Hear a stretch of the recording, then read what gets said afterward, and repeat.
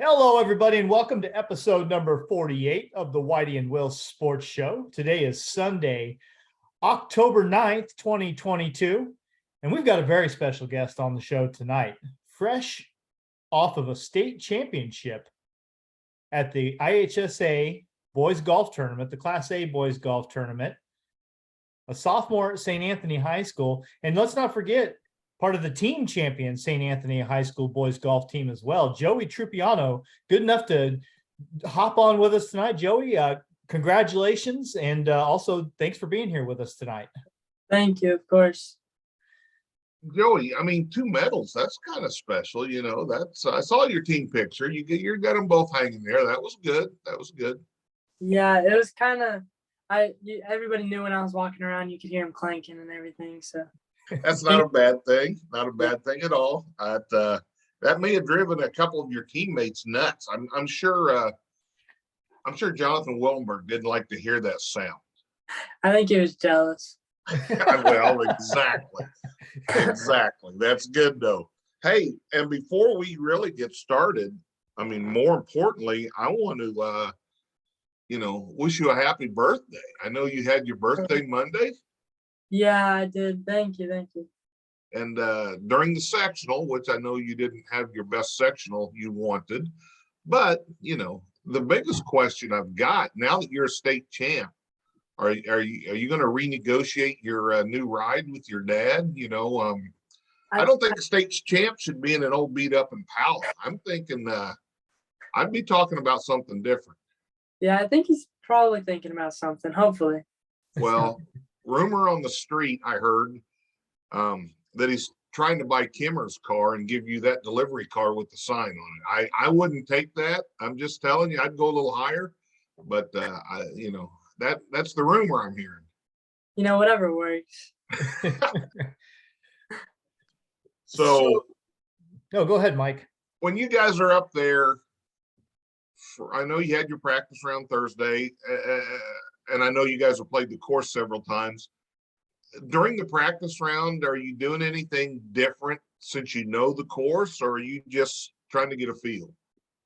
So I know the course very well, and luckily Coach Zakari, he's been to state multiple times, and he typically knows where the locations are going to be of the pins and stuff like that. And so we'd put tees in the green where he thinks that the pin would be, and we'd putt to that, see the fall line and everything like that, and look at where we want our tee shots to be placed and all that stuff. And that worked out. That, and like I said, that the trips that have been there, I guess this is the 5th title.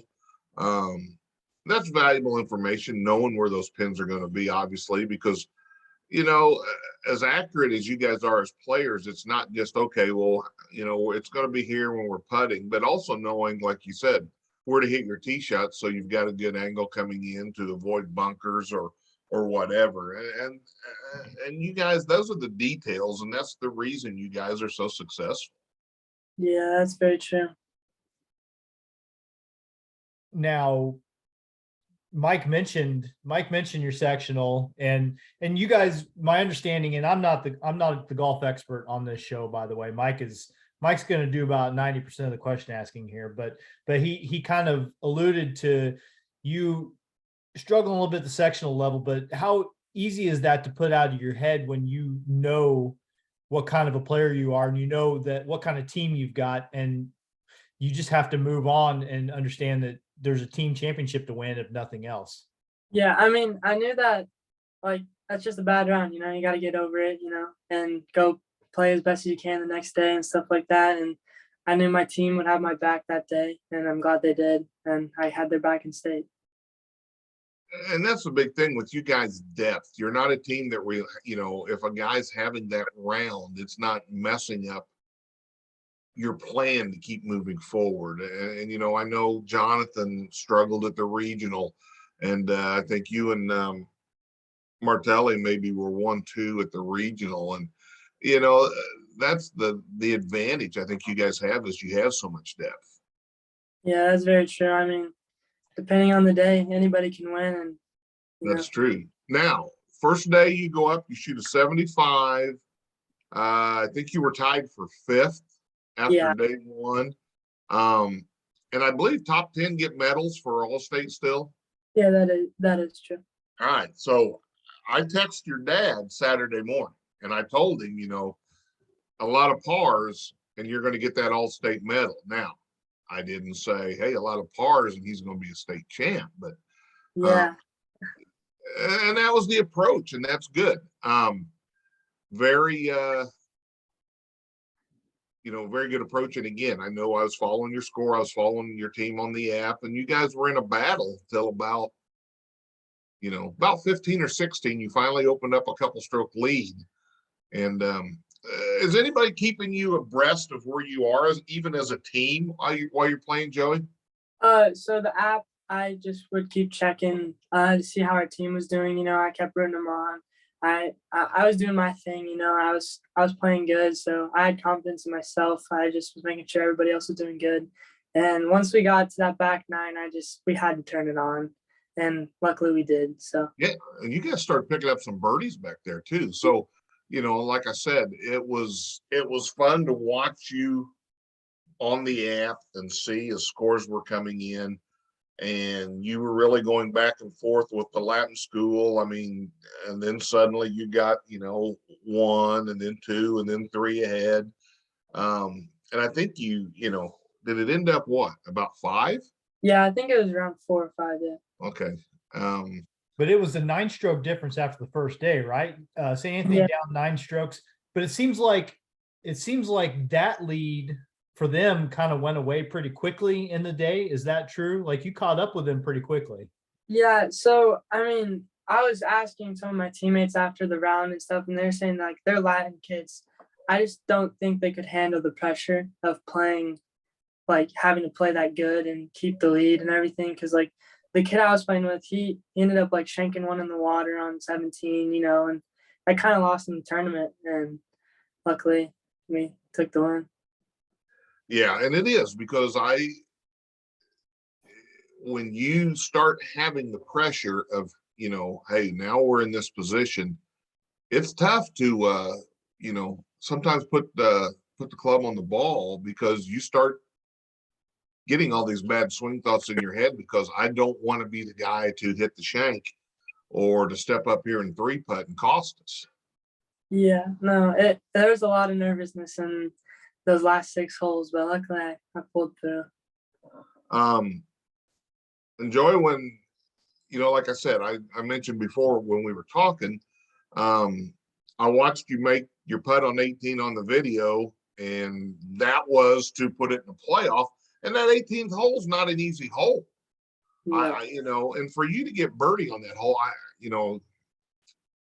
I'm going to say I may have told people at our wiener roast that looks like you were going to get second.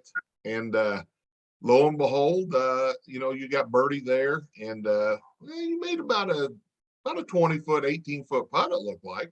Yeah, it was a breaker. I played probably 5 feet of break. Yeah, and and you got a little excited when you made it, and that's good. I was impressed to see that. And then on the playoff, how many holes did that go? 1 hole? It was only 1. Yeah, it was a weird playoff. It was interesting. So what did you do on the playoff? Okay, so we went to 1, and so Tug, he hit his drive like left, and I thought he was like in the trees, but he happened to be like pin high with the green. I was like kind of impressed by that, and so I walk up to my ball, and I am like right like next to a tree. If I'm not left-handed, I can't hit that, and I'm on like a patch of dirt, so it's just straight dirt. And if I catch it, like if I miss hit this at all, it's not going anywhere. Right. And I happened to hit it perfectly, and I like hit it like a spinner, and it landed on the green and stopped. And I had like a 30-footer for birdie. And Tug, he bladed his over the green, and then he chunked his chip because I think he was so nervous. And then he had like a 18 or an 18-incher for bogey, and I had a tap in par, so kind of took me the win. Yeah, it was crazy. And the Tug we're talking about is Tug Schwab. He's from Litchfield. We've played in a couple tournaments with him this year. Very good player, great kid. Yeah, he's really, he's a good kid to play with. I know my kids have always enjoyed playing with him. So yeah, that's pretty neat. Now, top 3 kids in the state. All 3 came out of our section. That is true. Yeah. Yeah, because Parker Bainey from Christ Our Rock. So yeah, and again, kids we've all played with. All of them were in your preseason, your tournament, that first tournament of the year at Indian Springs. So Yeah. Little did we know that the top 3 in the state were playing in that tournament to start the season. Yeah. No, I wouldn't have expected that. Yeah. So you kind of, you've got to tap in for par. Was it easy, or were you getting a little shaky hands? I was nervous for sure, and the amount of people, I think the entire tournament was there watching that playoff. So like they were like around the green and everything. So they were a bunch of eyes on me, and it wasn't too long of a putt. So luckily it was pretty easy. It was straight up the hill and just hit it hard and it went in. So it was a little bit nerve wracking though, for sure. Yeah. You know how your dad feels playing in the Calcutta. See, you've got that big gallery. Well, tell me this, because I think I've been to one high school golf sectional in my life, but I've never been up to the state tournament before. As a player, how does the atmosphere differ from any of those other tournaments you play, and getting up to that final weekend of the season? I mean, you have probably double the people watching you on every hole, and then once you keep, like, if someone's playing good, I had like most of my teammates, my JV teammates, they were watching me, and I had my parents, my family, and it was just fun. And then you get up to 18, and that entire backside of the green is filled with people, and they're all watching you. It's really cool. It's a great experience. And that 18th tee shot's not easy, because you got water actually right of the green and behind the green. And then you got that big netting or fence, whatever it is, just left of the tee. It's imposing. Yeah, it's very nerve wracking. Yeah, it was nerve wracking. The first day, I have a 2-iron and I hit that, and there's a bunker in the middle of the fairway, and I went over that, and that was not what I was trying to do. I guess I had so much nerves and adrenaline. I just hit over the green, or over the sand trap, and then so the second day I hit 4-iron and it was perfect. But yeah, luckily I pulled it off. Now, you were talking about your JV teammates. You and Mike has already mentioned the depth on your roster, but it sounds to me like there's the competition that you have with the other schools, when you go out and play, but then I imagine the competition just between the guys is pretty fierce too, because I don't think anybody came into the season knowing who the 6 people playing in the postseason were going to be. It sounds like you had a lot of options and had to distinguish yourself just amongst those guys. Yeah, we had a bunch of qualifiers, and I happened to be in both of them, and we play 9-hole qualifiers, and you've had to shoot under par just to make the top 6, and it's been tight all year, and I'm glad that I made the top 6. But yeah, it was tight all year. It made everybody better, for sure. Yeah. And that's the thing about, with you guys having so much competition. For example, one of the kids who was not playing, Dakota Flagg, I think he was the low scorer last year, at least on one day, if not both days, for you guys at state. Yeah. And again, just a numbers game. He was probably your 7th man, I'm guessing. I mean, you had, him and Charlie and Ryan. There's 3 kids who are capable of going out and shooting a number. Who are the alternates? Who were the alternates? I mean, those 3 were the alternates. Yeah. Yeah. It was. Yeah, I mean, that just proves how tight our team was. Dakota Flagg, he can go low if he needs to, but yeah, it was just crazy how tight our team is. Yeah. So, any additional perks, Joey, with, being a state champ around the house or anything, does James announce the champ is here when you come in for dinner or anything? I mean, I've only been home for about a day now. And I mean, we had the reception today for like the trophy and everything, and everybody would, like, a lot of people were talking to me. It's cool. It's a really cool experience. I think I got my name out there a little bit more. There you go. And I did see you guys on the parade. I went and sat on my scooter. I was by the grade school, but you guys were all yelling at the parents on one side of the street. I was on the other. But Coach Zakari saw me. I gave a little wave and nod, and saw part of your celebratory parade. Yeah, it was cool. Yeah, and I was holding my flag out the window and everything. So yeah, it was really cool. So, we- have you hit any golf balls yet today? I was thinking about it, and then I get home from the parade, and I sat down in my bed, and I didn't really want to get up. I'm kind of tired, but I'll play tomorrow. Yeah. I'm shocked you didn't hit balls today. I figured you'd go out and, play a couple holes just Yeah, to. I really wanted to, but they had the ultimate scramble today, so it wouldn't have been it would have been crazy. Yeah, you didn't want to be out there today. We've already talked about Coach Zakaria a little bit, but I wanted to give you a chance, just to talk about him a little bit more because, like you alluded to, he's been around the block a few times. Like he's got a lot to offer you. How important is he to the? I mean, I know golf is an individual sport, but it helps. I'm sure there's things that he does for you guys that are invaluable. Yeah, I mean, at practices, he's always making sure we're working on our putting, and he's had enough good teams and enough good players to know a little bit about golf. Like, I honestly don't think I would have played good in the state tournament if the day before state, he gave me a tip. He said I was standing too close to the ball, and that I hit it really good at state. And I just kept thinking I just got to stand a little bit further away from the ball, and that helped me out. And I mean, practices, he's always pushing us to do good. He helps calm your nerves and everything. He's just a great coach. He's seen it all. Yep. What else you got, So, Mike? did you and you were able to get off work this weekend? How'd you pull that off? Because you usually work one day during the weekend, don't you? Well, I told my dad I'm going to retire for golf season, so I'll be back at it. All right. Well, I did. I just wondered. I wondered how that went. He can be a stickler. So, so if I go in and get a pizza this next Saturday, you're probably going to be in there working.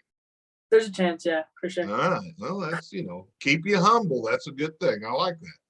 Yeah. Hey, the weather cooled off quite a bit between sectional and state, right? Like that was probably a fairly big difference. It seems like it always gets chilly and windy just in time for the state tournament. Yeah, I mean, the practice round, it was beautiful. I mean, I was in shorts and a shirt, and then I show up, I have like long johns under my pants. I have like 3 layers of shirts on and everything. I was just making sure I could swing, and I was like freezing the entire day, but I worked out. Was it windy on Friday, Joey? It was windier than it was the first, or it was windy on Friday. Yeah, it was about maybe gust up to 15 miles an hour, but it was really windy the second day. Oh, really? Okay. Yeah, it was hard. And then you guys had a frost delay. So what were you, an hour later on tee times on the second day?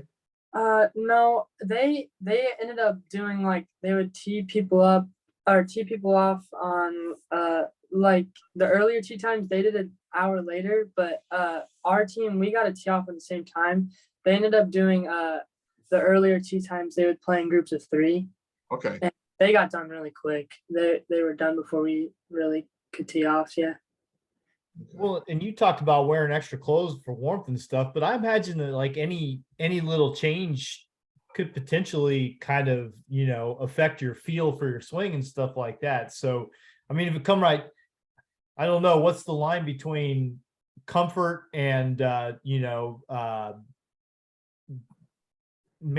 having just be, I guess, physical comfort and swing comfort. Like, what was the plan there? I made sure that I had however many clothes I had on, I could still swing in. Yeah. And so like I would wear like long sleeves under my golf shirt, then I had my golf shirt on, then I had like a pullover over that, and then I wore a vest, which all of that, I mean, I could swing very easily in, and it worked out.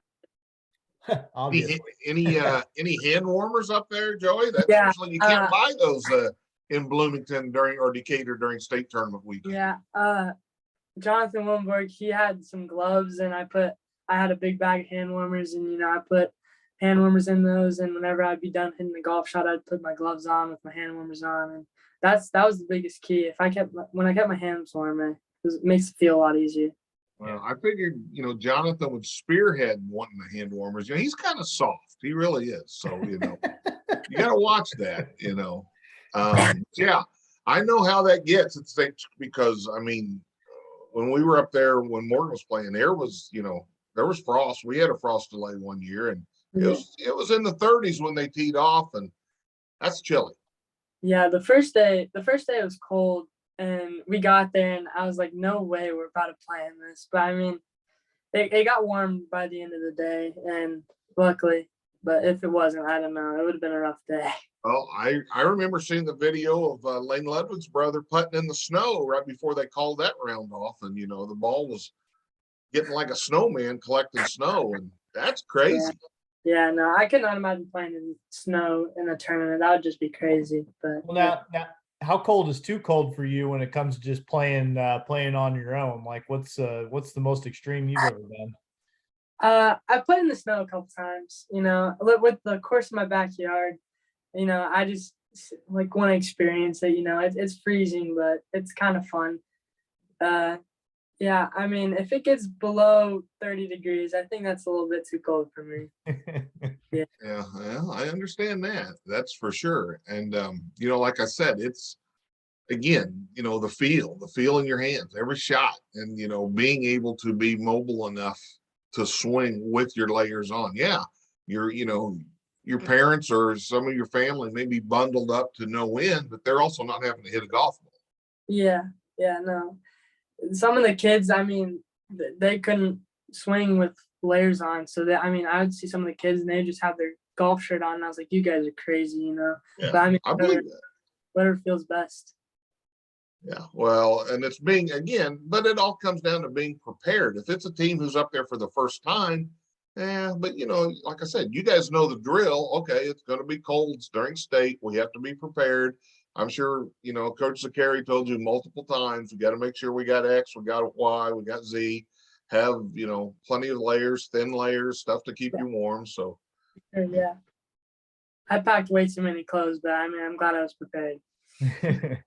Hey, you get that from your father. He's got a little bit of diva in him, so that's all right. Hey, Dustin, we're going to break tradition today. Okay. Because usually we don't give our attaboy till the end of the show. Yeah.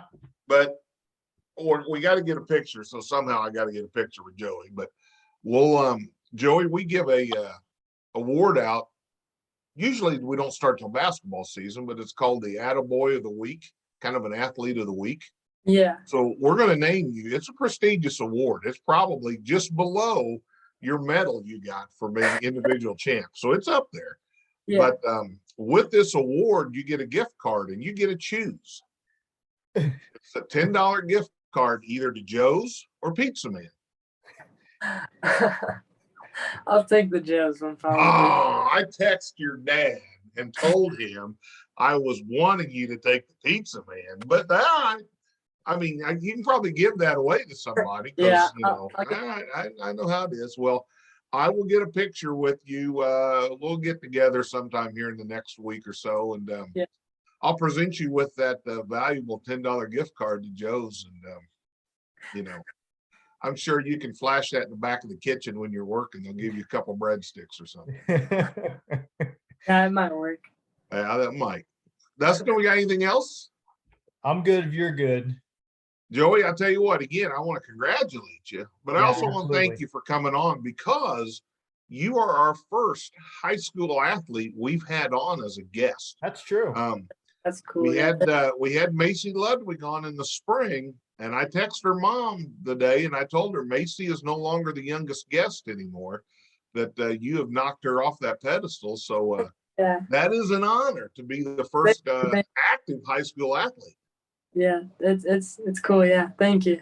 Yeah, well, this is how people are really going to know who he is. Okay, you win state, whatever, but once you come on this show, you're big time. So the only thing I'll say is that you got to promise us if you repeat next year, then we're going to need another half hour with you. Okay. Oh yeah, of course. And here's the other thing, our followers, we're getting up there in followers now on our YouTube channel. So I'm guessing if all the Trupianos and all the Greens would subscribe to our YouTube channel, that may double our viewership. And then they'll start going into the archives and saying, we've had Joey, you're now joining a list of Major League Baseball players and former NBA players and Division I basketball coaches and a lot of famous people now who have been guests on the show. So that's a pretty good honor. Yeah. What's your YouTube channel called? Whitey and Wells. How's it working? Yeah, that's that's an interesting question because because we got to change the name now. Yeah, we got to. So I don't know if you search Whitey and Will Sports Show, you'll find it. I forget what the URL is. Once we get it downloaded tonight, I will send. I'll text it to your dad, the show to your dad, and then you guys can get in there. And yeah, just because I grew up around a lot of those greens, when I was a little kid in the neighborhood, so I know there's a lot of them. Yeah, no, they'll watch. Yeah, they'll watch. I think because I know. Bob was at I saw Bob at the sectionals, so he was at both state days. He was freaking his butt off, but yeah, he was there both days. Yeah, that's good though. Yeah, that's cool. All righty. Well, Joey, I'll tell you what, again, thank you very much. I'm sure you've got about 5 hours of homework to catch up on, and or you're gonna go to bed. One or the other, I'm sure. So we appreciate having you on. And I'll get together with you and get you that valuable gift card I'll give you. All right. Of course. Yeah. All right. Well, we'll give you a chance to log off and we will go on with our show. But congratulations again to Joey Trupiano. Thanks to him for joining us. And we'll give him a moment to hang up the call. And Mike, you and I there's a little bit of other golf to talk about. Yeah, well, we'll run through. We had some other kids from the area at the state tournament. Plus, we got to talk football, Hearts win, and then I want to also get your feedback on the Ntc baseball. All right. Thanks, Joey. Yeah, see you guys. Yep, later. All right. So, I don't know. Where do you want to start?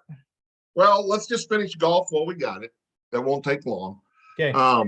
But no, it's state, just kind of go through St. Anthony's scores. Joey shot 75 first day, 73 the second day.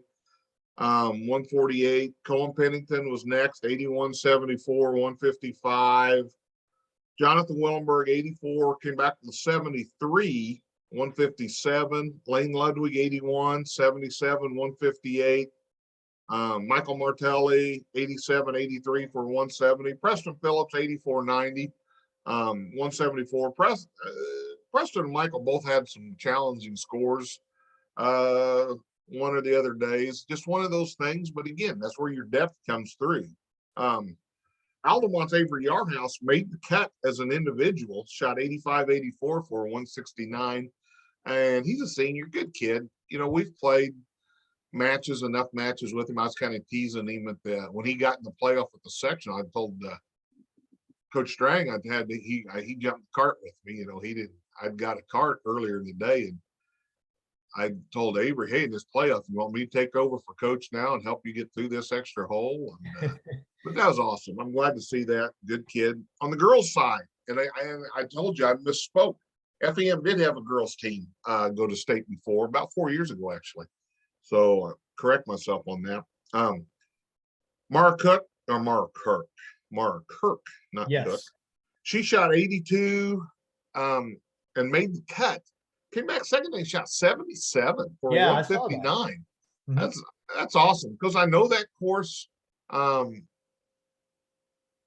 It's conditions are chilly as usual for the girls' state or for the state meet. That's pretty impressive. That may be as low as they've had an Effingham girl ever shoot at state. Now, Katie Klosterman played different courses, but since then they've pretty well all been at Red Tail. And I'd have to look. 77 may be as low as anybody's shot. So that's impressive. Pretty impressive. And she was the only Effingham girl who got to play on that second day because they didn't make a cut as a team. Elena Nieberge shot 95 day one. Ella Nieberge 97. Ella Tooman 101. Marissa Ali 101. And Anna Herzl 103. St. Anthony's Addie Krause 94 first day. Just right on the cut line. Yeah. She made the cut right on the line. Came back second day and shot an 82. That's 12 shot improvement. Yes. And I'm sure she felt a lot better second day than she did the first day. I know she had a couple big numbers. holes, 15, 14, 15, or just, I've seen them bite other high school golfers in the past. So I know what they can do to people. And she had a couple tough holes in there, but yeah, second day she came back, shot that 82, which was really good. Good to see. Good kid. So Whitey, that pretty well puts a bow on our golf season. That wraps it up. Pretty good bow, I would say. A lot of people you got showed out state pretty champ, well. You got an individual state champ. Yeah, and just some of, it was good to see, like I said, Joey being in the playoff with Tug Schwab from Litchfield, played with him. I've talked to his dad quite a bit in matches. When they're playing with one of our kids and I'm in and out and you're waiting, or, you get to know these guys. We played with him probably the last 2 years and stuff. So good to see, the kid from Christ Our Rock. He's a heck of a player. Really top 3 in the state came out of the same sectional, and every kid that went from our sectional as an individual made the cut. Yeah. That just kind of gives you an idea how tough that sectional is. Well, and there's some names on that list, at the top of the individual leaderboard that, you got to go down to number 6 before you get to a senior. So, a lot of kids whose names next year's golf season is going to be crazy. And I kept thinking St. Anthony was going to get multiplied. They'll have the multiplier, but they don't have the success factor because they got 4th last year. I think if you trophy 2 years in a row, that's before they do the automatic bump thing. So I think they'll still be 1A next year. So they lose Jonathan and Michael Martelli, and you've got, Dakota Flagg, you've got Charlie Wegman, you've got Ryan Schmidt, I forget which Tegler. There's 4 kids.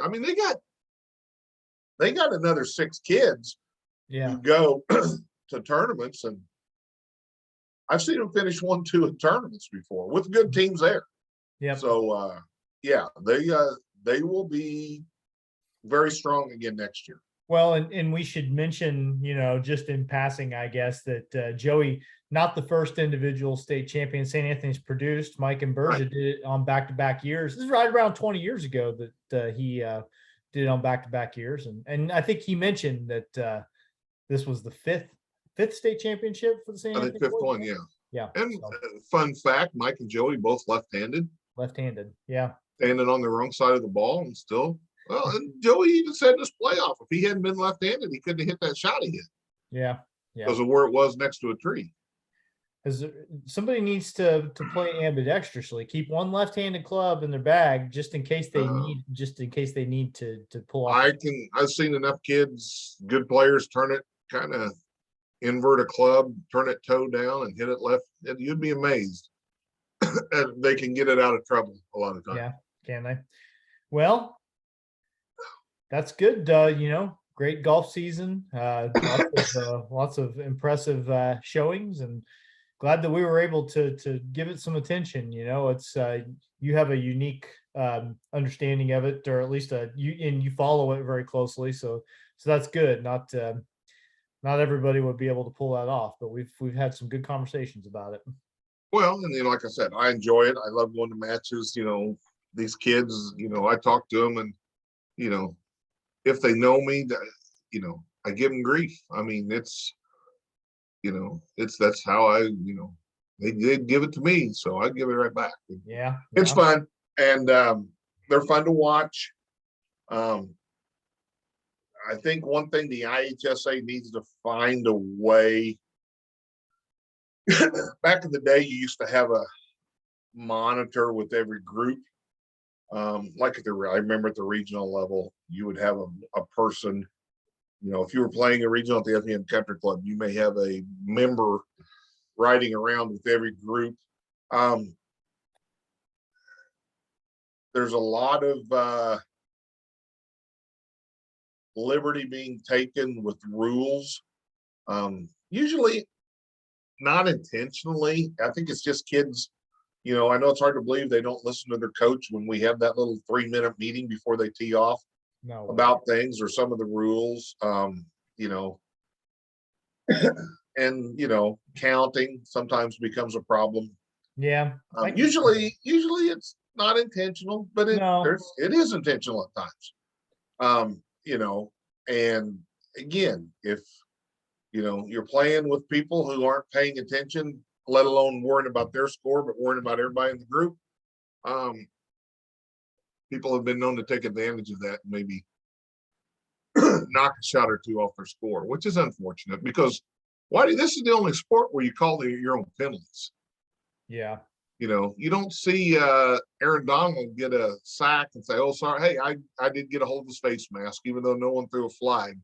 Dock us 15 there. I got to, or yes, that was pass interference, or in golf you call yourself, and Yeah. that's the fun thing about it. So let's talk baseball. We'll save the hearts for last. Yeah. Ntc Baseball's wrapped up too. They had the finals on Saturday. The third place game was between Windsor Stew-Stras and North Clay. I'll say North Clay City one time, and then I'm going to call them North Clay the rest of the time. There you go. Everybody knows what I'm talking about. So that was the 4 seed versus the 6 seed. Windsor Stew-Stras was the 4, and North Clay City was the 6. Who was the 3? Who was the 3? South Central. Okay. Was the 3. 3-5. Okay. Yeah, I got a little confused about who was going to play in the semifinals when we talked about this last week because I had the wrong seedings in my head. But yes, North Clay City had to play Altamont, and they lost to Altamont 4-2 in the semifinal round. And so and St. Anthony and Windsor Stew-Stras had a heck of a game in their semifinal. It was a real back and forth game. 8-6, 8-7. Yep. Windsor Stew-Stras ended up winning third place, 8-5. I thought they were going to run away with it. They had as much of as a 6-1 lead, and then Alex Boos hit a 3-run homer after Logan Fleener had doubled in a run right before him, and so that they scored 4 runs in the 5th inning and made it a game. But then Windsor Stew-Stras just got they got a couple more in the very next half inning, and that was the show. But it was a good ball game. I'll tell you, North Clay, and we've talked about this already, but they won state last year, of course, and had a senior heavy team, right? Graduated almost. Very 8 of your 9 starters. Yeah, and they won 15 ball games this fall. They finished like 15-11-1, I think it was. And they've got freshmen playing that if you told me they were freshmen, if you didn't tell me they were freshmen, I would not know. I mean, they look. The point I'm coming to is that they're going to be good again soon. I mean, they're already good, but they're going to be really good again soon. So keep an eye on that. Yeah, they're gonna. John's got a program. Yeah, and that's the difference between having a good year and having a program. When you have a group like that come through and you're able to still and saying you're competitive and respectful, you're better than that. But you know what I mean is all of a sudden it's not like, oh well, we won 2 games this year. Yeah. While we're rebuilding. No, they reload. And, hey, you're the third baseman now. And it's a lot of the same families too, is what my understanding is. So it's there's a good brothers and cousins, and they've been chomping at the bit to get their chance. 15-12-1 was actually the final record, but this point remains. It's a lot of games to win when you don't have much varsity experience. And I don't want to forget Windsor Stew-Stras because they went 16-4 this fall. They're pretty good. The Wittenberg boys pitched that game. Austin started, and Jordan pitched the last 2 1/3, and they did a great job. They're all around good athletes. Like a lot of the kids in both of those. Well, you've mentioned 4 kids, and they're all going to be mentioned all winter during basketball when we talk. Yep, absolutely. So that was a good ball game, and then the championship. It was St. Anthony was the number 1 seed, Altamont the number 2, and St. Anthony got a 3-2 win. But this is a heck of a game. You didn't know until the last out was recorded who was going to win. St. Anthony never trailed in the game. They had a 1-0 lead. It was tied 1-1, and they scored a couple. Altamont got one back. Kynan Earhart hit one of the longer home runs I've ever seen in a high school game to make it 3-2. But at the end of the day, boy, it was the Fear Day kid for St. Anthony pitched just a whale of a game. He's just sophomore, right? Yeah, Brock Fearday. Yeah, he gave up 6 hits, pitched the entire game, and was just really good, you know. And Matt was working. I was working with Matt, and he mentioned it a couple of times. But the thing about Brock Fearday is that he's a sophomore, but he's played a senior's worth of baseball games in his life already. Like he's not shaken up by the moment. He's very confident out there and look good. And that's a stacked Altamont team. Like, to hold them to 2 runs is you've done something. Both of those teams are so good up and down the lineup. Yeah. And St. Anthony's got a really young core coming, don't they? Well, I mean, I'm just talking freshmen and sophomores. They got a lot of freshmen and sophomores who are regulars. I mean, Aiden Laritzen drove in the first run of the game, and he's a freshman. He's been their starting left fielder all fall, and he's a left-handed hitter, and just his approach at the plate, the way he carries himself, the way he plays the outfield too. You would never guess. You would never guess that he was in 9th grade, right? Like, he's just, I mean, both. I mean, Altamont is an older team; they're a more veteran team, right. But even they've got a couple of younger guys that contribute too. So, but St. Anthony, they're gonna. Yeah, well, Faraday's a sophomore. You know, Laritzen's a freshman. I'm trying to think. What's Repke? Is he a sophomore or junior?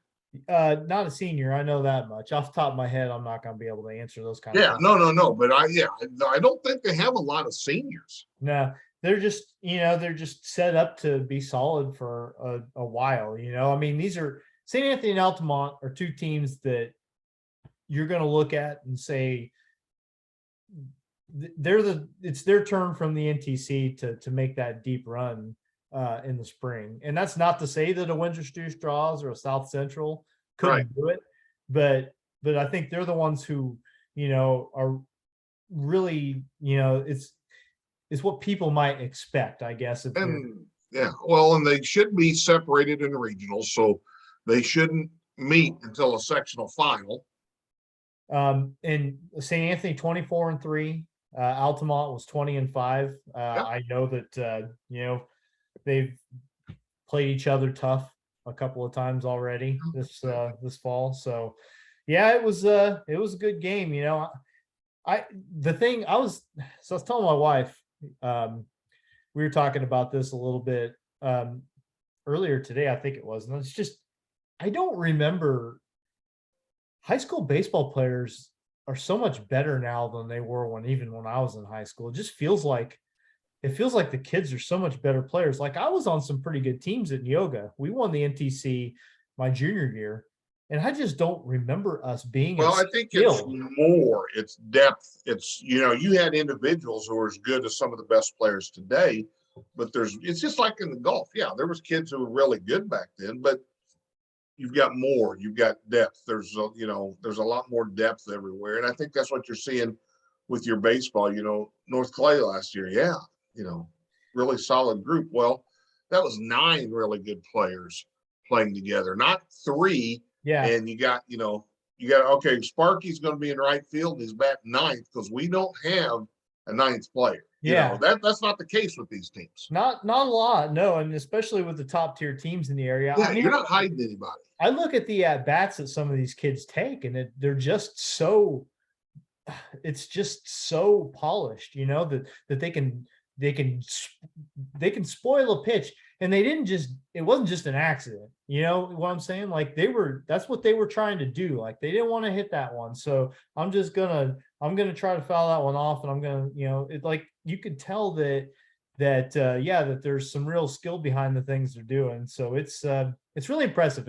And the NTC, such a fantastic small school baseball conference. I mean, and it has been for a while, but especially right now, they're just in a fantastic stretch where so many excellent players are coming through. I'm glad I got a chance to be a part of it. Yeah, no, and it's a great tournament. And you know, like I said, come springtime, It'll be interesting. Sometimes in the spring, because it's a little different. Playing for the NTC is a little different than playing for a sectional. Okay. So, sometimes in the spring, that veterans laden team has a little bit of an advantage just because sometimes people haven't been there. I still, I look for Altamont to make a deep run in the spring, and for no other reason than they've got more pitching than they know what to do with. And that's such a huge thing in the postseason. Yep. Look how North Clay manipulated the postseason with their staff. John's like, okay, you got in the early games in the regional, he had kids, I think the base cuts 45 pitch. Okay, you're gonna throw 45 pitches, so we got you later. And it's not like, oh my God, we take him out. All of a sudden we don't have it, or we no. And then he brings somebody else in to throw so many pitches. And then, that's, John and Coach Flainer both talk about it. When you have that depth, that's a huge advantage. Well, and there's teams that get to state and you can tell run out of pitching. Yeah, that they had to use somebody in a super sectional and they weren't available to them yet. And there's such a huge drop off for them from their number 2 to their number 3 that they're just, they don't really stand a chance. It's nice for them to get there, but they just aren't built to win it. I think it was when when Totopolis beat Pleasant Plains that year in the final. I mean, Plains was down to had a freshman and he was throwing batting practice, and they just were pounding the ball because they were out.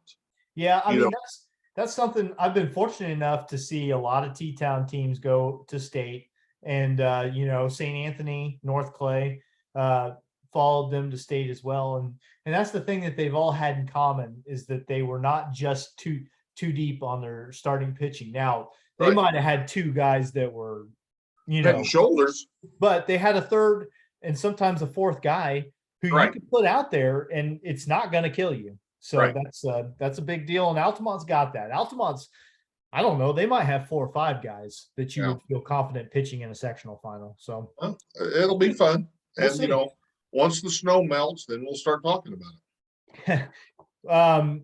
So Effingham, we'll finish up with Effingham football, at least as far as the local sports go.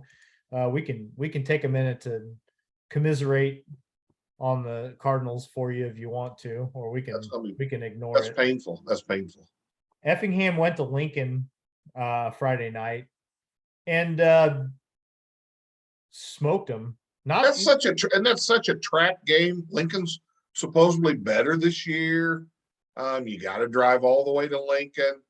And I was like, oh yeah, they're going to win, but they're going to be in a battle. And my God, 47-0.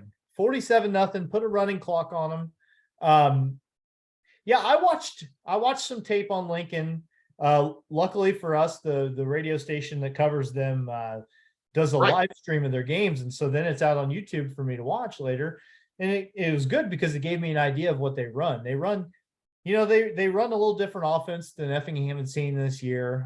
Use a little bit more misdirection, which actually they fumbled trying to run a reverse during that. Yeah, I saw that one. I was watching, you're almost like a coach, Whitey, watching tape. That's impressive. Well, when you got 3, I'm glad I did because they'll put 3 backs in they'll put 3 guys in the backfield sometimes. And you don't know who's going to get it. So you got to be paying attention to who are the possibilities are. So it was good to see. And it just made me think that they do enough things okay that they were going to at least challenge a little bit. And they wins, right? On their first possession, they played okay. But they couldn't stop. That was the big thing. They just couldn't stop Effingham. I'm telling you, Effingham's running game is pretty good. And Dunstan's really, now that he's back healthy, remember, he's the second running back. John Wessendorf was the first running back. Well, and you want to know something? Weldon Dunstan took pretty much he took every carry in the part of the game that meant anything. By the time Muhammad Freeman got some runs, and I always like to see Muhammad get in there and run the ball, but obviously the game was decided by then. But the whole thing was that you have seen Weymouth, you've seen Weymouth run the ball pretty consistently. You know how many times he touched the ball last night? You know how many snaps he took on offense? None. You know, they didn't even use him. Well, and I heard you and Greg talking about it. Now with Dunston being healthy and they feel confident with him, Weymouth's gone back to playing defense, Yes, which now is, you know, offense became an addition by subtraction. The defense, you know, suffered a little because of that. And, Yeah. you know, and Effingham's defense, you know, I was watching it on video, listening to you guys. And again, someone was a play ahead. I forget who it was, either you or them, but you know, it was,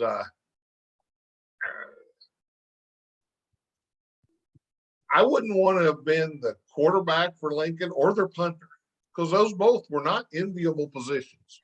Yeah, their punter had a terrible time of it. Well, first of all, that kid plays both ways anyway. Their punter did, and he got banged up on a play at some point. Yeah, he got hurt, but he kept kicking. But man, I don't remember even the punt that he got away and did a pretty good job with. He still had pressure coming in on him. I mean, they couldn't do a thing. There were always 3 Effingham kids in his face when he was kicking the ball. I watched some tape again. I watched their game against Mattoon specifically. And this kid, he's a good punter. He is. He had some really good kicks in that game, but he didn't have Logan Heil in his face. You know what I'm saying? Yeah. No, I watched him. I forgot how big he was from basketball. I mean, he chased down that quarterback one time from behind. And I was kind of, you know, and I know more of our audience will get this because they're older, but he kind of looked like Jethro Bodine tracking that guy down. I mean, he was bigger than everybody around him. And I like their defense. I mean, he's a problem. I'll tell you what, Michael Love, he is. I think awesome. when he hits you, you know he hits you. Well, and Mike, there was a play where Michael was being blocked by somebody, okay, and he just reaches out with one arm. Okay, he's being blocked. He just reaches out with one arm, grabs the ball carrier, and brings him down around the person who's blocking him. That's a sophomore. Okay? Now is Dustin a sophomore also? Yes. So those two are sophomores.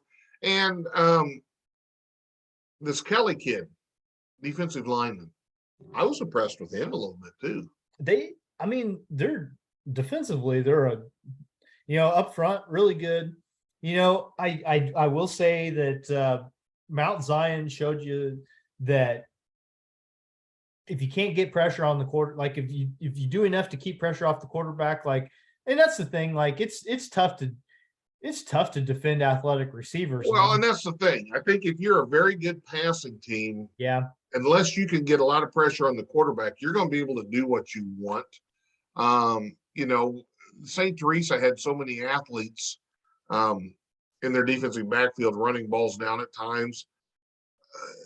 I think a really, really good passing team, you have to offset their timing and rhythm and not let their quarterback get comfortable at the high school level, because it's just, that's hard to defend. It really is. You're out there on an island. I mean, and you look at an NFL or college team, usually the best athletes on the team are the defensive backs. And listen, Armando Estrada, Jack Harper, they do a pretty good job when they find themselves in single coverage.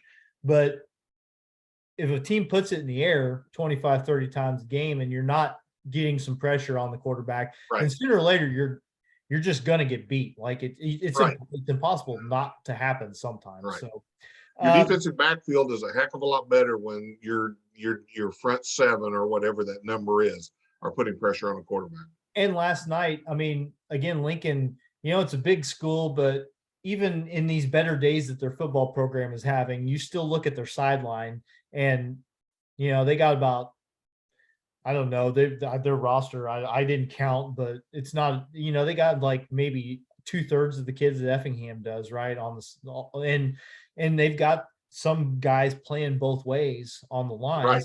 And again, Coach Hefner, we talked about that preseason.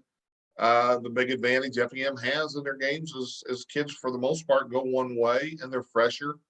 Now, big game, senior night. Yeah. So Breese Mater Dei, you know, Have you found any tape on Mater Dei yet? You know, I know you're now in the film room, so I haven't seen any video. I will try to track some down. I will get a text from my buddy from Carlisle, who's his kids go to Mater Dei. I'll get a text here in the next couple of days.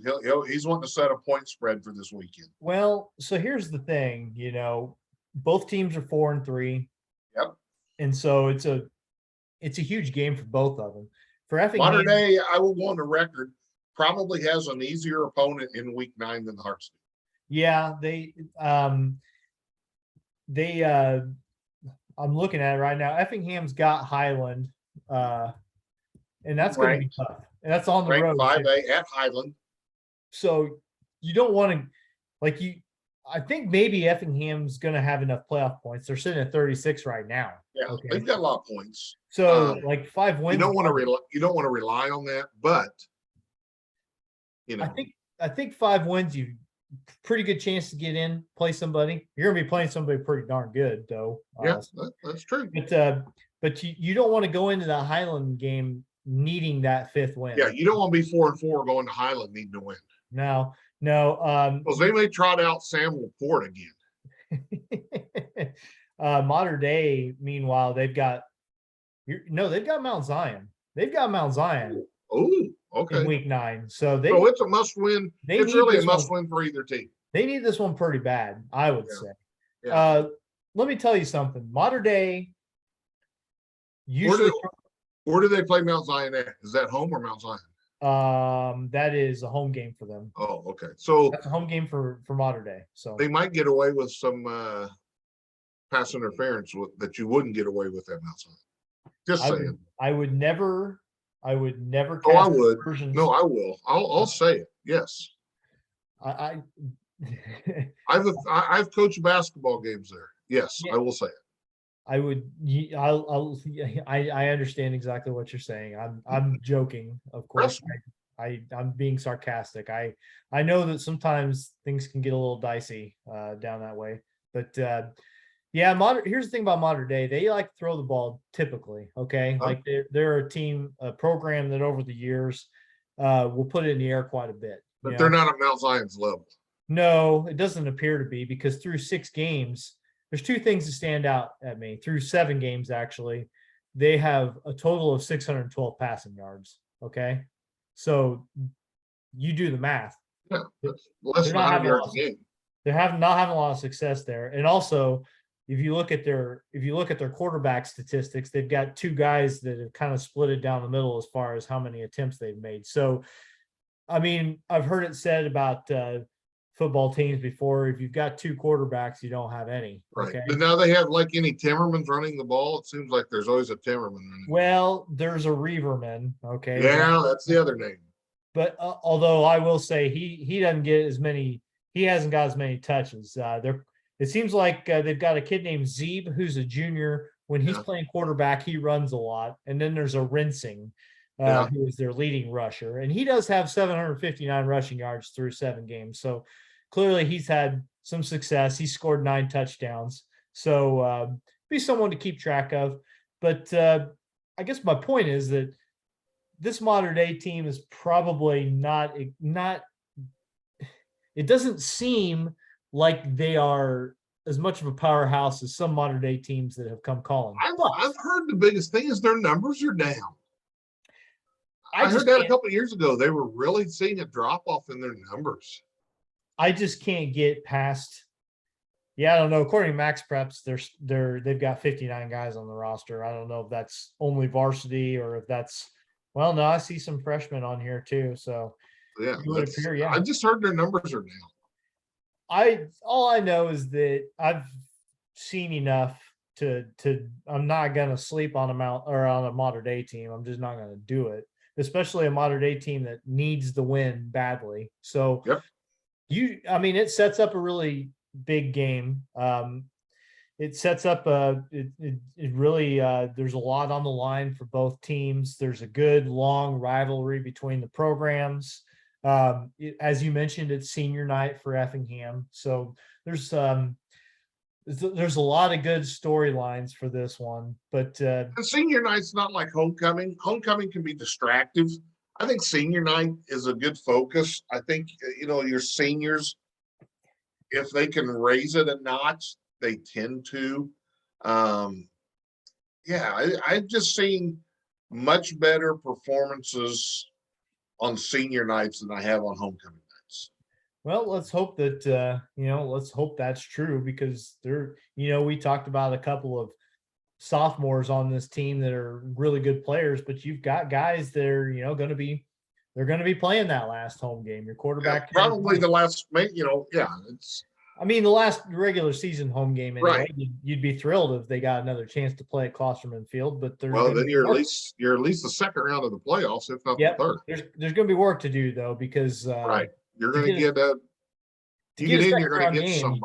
Yeah, to get a second round game, you're going to have to beat somebody pretty good, because 5 wins or 6 wins, like you're going to be going on the road and playing a really good team in week 1. You're going to be playing somebody with 8 or 9 wins. Yeah, I mean, so that's obviously. You got plenty of work to do before any of that even happens, but then you'd have plenty of work to do. Right. You just hope if that happens, you get the 8 or 9 win team that has played a softer schedule. Yeah, and we've seen that before for sure. We've seen that happen. It's not a perfect system, but for what it is, there's only so much you can do while limiting travel. So there's sometimes those things can happen, but. Good luck to the Hearts this week. Yeah, hopefully we're talking about win number 5 next time we're on. Yep. Again, like I'm not going to go down and name everybody, but some of the guys, I mentioned Pontius Estrada. I know that Jack Harper is kind of new to town, but he's been a big part of the team this year. London Wrinkle and John Westendorf, some of those guys like that. They've got a lot of guys. Evan Weymouth is a senior. Himwall's a senior. They've got a pretty good senior group. So Jacob Foster. Yeah. I'm not going to keep reading them all. I'm sorry to the seniors I didn't read, but you're going to get your recognition on the field Friday night, and a lot more people are going to hear that than hear this, unless Joey comes through for you. Well, yeah, we get all the Trupianos and all the Greens to subscribe. We could double. I'm looking at the. I'm not going to lie to you. I have had the Mets and the Padres going on my other screen here this whole time, just keeping an eye on it. And the Padres have got a 4-0 lead in the 6th. They played the Dodgers. Why are you worried about that? I just, I can be a little bit of a hater, and I just. Why do you got your old friend I'll tell you what, the Cardinals. Disappointing. They should not have lost that game Friday night. Well, that was the bad. And I tell you what, Friday night, to be honest, Friday night was an analytics, and then just you don't take Quintana out when you do. When they did, I was shocked. Okay. He's mowing people down. Yeah, he's mowing people down. Yes, he's in the 3rd time through the lineup. It's a 0-0 game. They've got 2 hits off of him. Okay, if he gives up a double or walks Hoskins, okay, now maybe you make a move. But the problem with the whole thought process of the way they did it was, hey, we've got Ryan Helsley, who we know is 100%, and everything's good on the back end. You didn't know what you were going to get.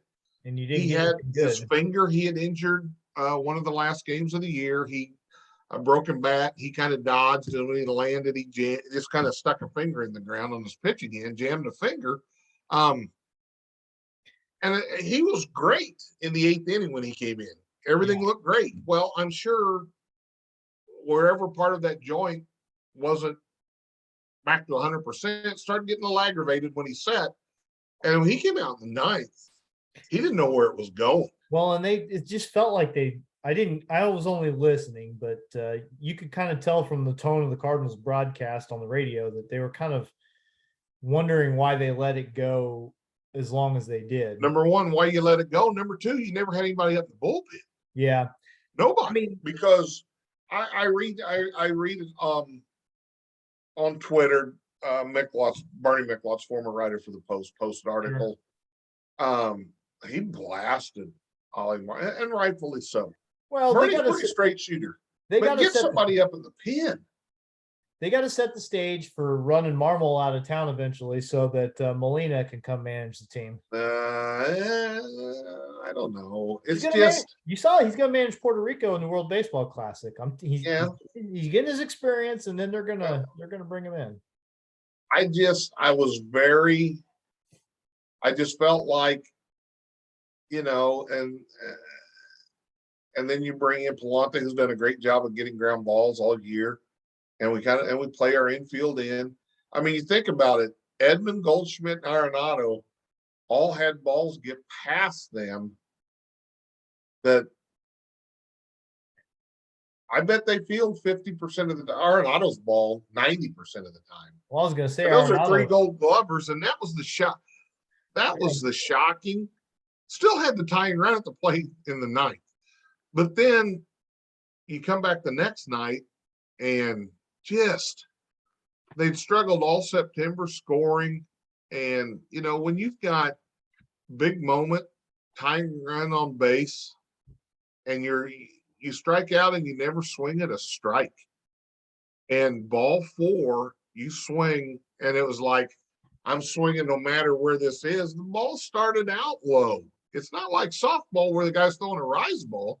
The ball was low when it left his hand. And then ended up in the dirt. That's just predetermined. I'm swinging no matter where this is. Is this still when Nola was pitching? I'm not gonna lie. No. This was the 8th. This was the guy on the bullpen. Because Nola's filthy. I mean, Aaron Nola. I mean, and pitching. You see that in the playoffs. But I'll tell you what, Quintana was really good. Micklot's he gave up one run. I guess 2. He got 2 charged because the sac fly. Montgomery did a good job. Hicks did a good job. Helsley was great for the 2/3 of an inning in the 8th, but then I really think that flared up. The longer he went, he only had so many bullets in the gun, and you didn't know he was 100% or not, and you had no backup plan. That's the thing that really irked me. Yeah, to your point about going back to talking about taking Quintana out early. One of the only things that John Smoltz ever says on TV that I really like very much is that it's all well and good to pull a starter early and have all these unhittable guys in the bullpen, as long as everybody is on their game that day. But there's a lot of variables that come about when you start talking about using 4 and 5 guys. I mean, the chances of somebody being off, especially in a tight ball game. Yeah, if the Cardinals are leading 8-4 and Quintana's giving up 4 runs and 5 in the 3rd, okay, I understand. I mean, he's doing great. Smoltz and Gallegos gave up 1 base runner. And Smoltz is the guy that he was always my favorite when I was a kid. And it's kind of disheartening to me what a kind of a grumpy old prick he's turned into as a broadcaster. But that is one thing. He says it a lot, but he's right. He stands by it, and I like that. So I wasn't real sure how I wanted that series to go. That's who Atlanta plays next. They play the Phillies. I just wanted to see it go 3 games. I mostly just wanted the Cardinals to win yesterday because I wanted them to have to play today. Whoever. Right, you wanted to waste another pitcher. Sure. With Albert last 2 at bats as a Cardinal, he got hit, so it was both final 2 at bats. Yeah, that was good. Molina got that. I mean, he extended he had to go ahead and run coming to the plate. In the 9th.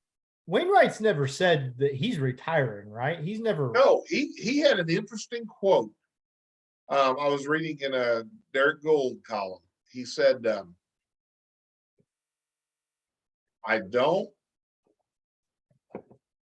he says, this is the first postseason series I've ever been involved in and didn't throw a pitch, and I don't like it.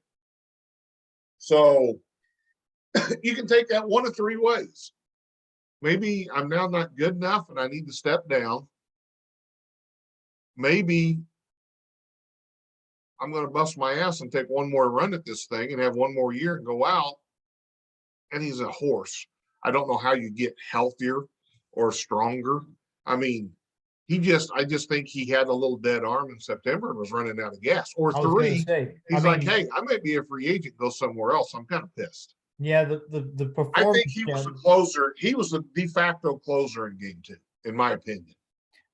Yeah, I mean, that's the thing. The performance down the stretch is, why he didn't take a start. But Right. No, and you can't, for nostalgia, run him out there. No, I understand that. But when Helsley started having trouble, when Helsley came in the game because of his finger issues, I would have had Wainwright just being ready, because he pitched a game that was on TV and they had him going through his pregame routine. They had him mic'd up. Yeah, and that was really awesome. And he said, "Hey, I can be ready in 8 pitches." But you have him playing catch, and just to be ready, because there's no tomorrow, and you gave one away. Well, the good news for the Cardinals is that the division should be winnable again next year. I don't know. The Cubs. Well, this change in the scheduling is not going to help the Cardinals. Yeah, that's true. They're not going to get as many. They're not going to get as games many against the Cubs, Pirates, and Reds like they had this year. I mean, the Reds general manager already has come out and basically said, "Yeah, we're not going to be trying again next year either." Which, if I was Joey Votto, I'd just be like, "I'm such a good broadcaster. It's got to be like, he's so." Have you heard him? He did a Reds game on TV. He do when he used to be interviewed on MLB on that. He could do it whenever he wants. On my last show, he was always good. There'll be a job for him when he wants it. I just don't know how you keep going back and playing for that organization. Although it's $20 million, so. Well, and there's a lot of things going to happen in the off season. Number one, I mean, Cardinals kept Walker at arm's length and never made him, and he's hitting them. I think he has the 2 hardest exit velos of balls hit in the Arizona Fall League. Yeah. They had Tyler O'Neill down in the Arizona Fall League trying to get at bats to get ready for the second round of the playoffs. He gets hurt a lot. There's a lot of things the Cardinals have to do. Number one, they got to go out and get a couple pitchers. But I like our young people. I do. I mean, and when I say that, I like the Walkers who are coming. I like what Gorman has and he will develop into. I like Edmund. I like Donovan. I think Carlson can be good. Again, these guys are so young. They need. Well, I'll tell you what I like. What I like is being able to watch these first 4 series in the playoffs and not really have to feel anything about them much. Just enjoy. I don't mind this new setup. I really don't. No, it's pretty good. We can talk about watered down playoff fields, and I will agree with you on that too. But at least it's 3-game series. It's not just a 1-game deal. That's one and done. I didn't like. I mean, even a 7-game series doesn't compare to playing 162 games and deciding who the best team is. It's an apples and oranges thing, but at least there's a little more time for something to show out in a team. Now everything's 7 games moving on, right? They don't have the little 5-game window. No, the next series is 5. The division series. Oh, the next series is 5, and then the LCS is 7. Okay. Yeah. It's so yeah, the Braves. Well, we'd be playing into December if we didn't. So yeah, they have to. But the thing I like best about this round, you don't have all the days off. No, that's the other thing. Yeah, they play 3 games in 3 days if they have to. As it turns out, only one series had to go that way. But I like the Mariners. I really I want to see the Mariners go as far as they can. That's what I'm kind of pulling for on that side. Castillo was dominant in that game. I saw him pitch. Yeah, dominant. They locked him up long term. That's such but here's the thing. He's had 8 teams in 8 years. There's a reason why he keeps getting traded. Wait a minute, who are we talking about? Luis Castillo for the Mariners. Yeah. He's been with a couple teams. Well, I don't know. All I know is maybe not. All I know is that the Mariners they seem like they might be kind of built for this postseason thing. They've got 2 or 3 really good starting pitchers, and They got a good lineup bullpen. that's good enough. Yeah, they're fun pulling for them. You got to have all the pieces. You just can't have two guys retiring thinking they're going to magic dust or anything. Well, and the other important thing is that still alive. So, the Phillies don't scare me too much. So they'll probably They're a couple good pitchers. They'll probably sweep in 3 games. Yeah, but the nice thing about them having to play that series is Yeah, you won't see anybody till what, game 3 and 4? yeah, something like that. So and Atlanta has, I don't know, Atlanta has not been great against Nola, but they've done okay. They've done okay against them. So whatever. It's just nice for it to be there. And the only thing is that Good luck.